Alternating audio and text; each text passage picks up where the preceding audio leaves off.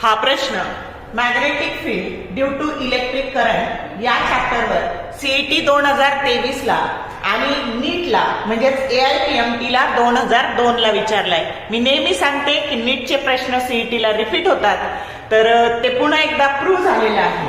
प्रश्न असा आहे, ए charge Q moves with velocity v through electric field E as well as magnetic field B, then the force acting on it is option A Q into bracket vector V cross vector B bracket over, B option Q into bracket vector B cross vector V bracket over, option C Q into bracket vector E cross vector V bracket over, and option D Q into vector E plus Q into bracket vector V minus vector B, vector V cross vector B bracket over.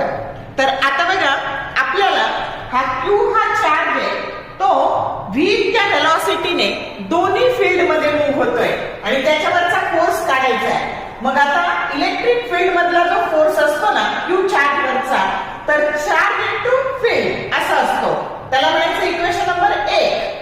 आणि magnetic field मधला जो force आहे तो Q into bracket vector V cross V, V म्हणजे velocity आणि B म्हणजे magnetic field. मग हा इलेक्ट्रिक फील्ड मधला फोर्स आहे, हा मॅग्नेटिक फील्ड मधला फोर्स आहे. टोटल फोर्स जर काढायचा तर ह्या दोन्हीची ऍडिशन घ्यावी लागणार आहे आणि ह्याच फोर्सला लॉरेन्स फोर्स असं पण म्हणतात. आणि म्हणून या दोन्हीची ऍडिशन केल्यावर आपल्याला फोर्स मिळाला Q into vector E plus Q into bracket vector V cross vector B bracket over, ही जो करेक्ट ऑप्शन D आहे. शॉर्ट व्हिडिओ आवडले लाईक करा, शेअर करा, कमेंट करा.